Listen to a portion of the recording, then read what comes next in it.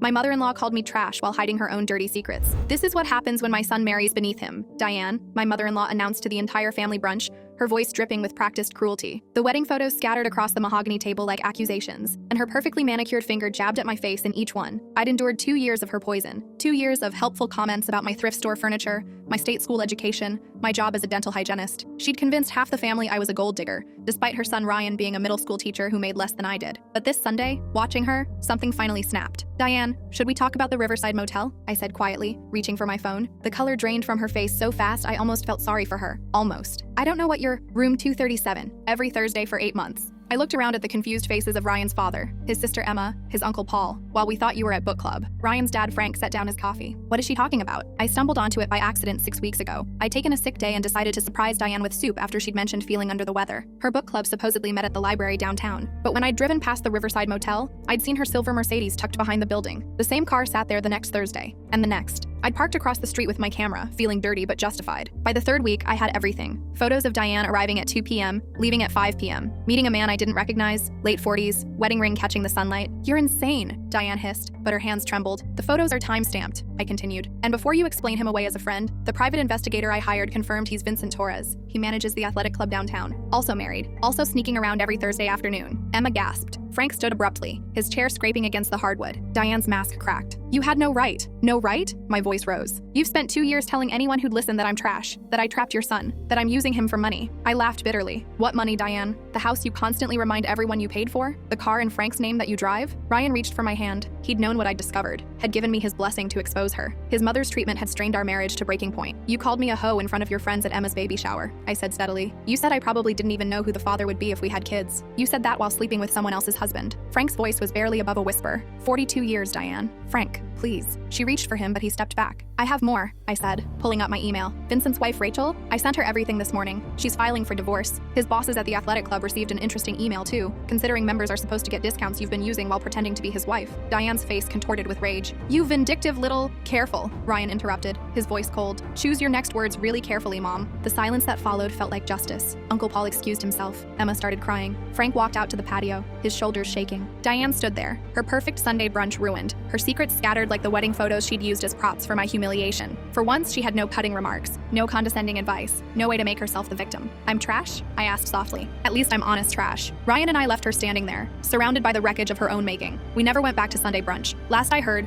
Frank filed for separation. Diane moved into a condo alone. And me? I finally stopped looking over my shoulder, waiting for her next attack. The trash took itself out.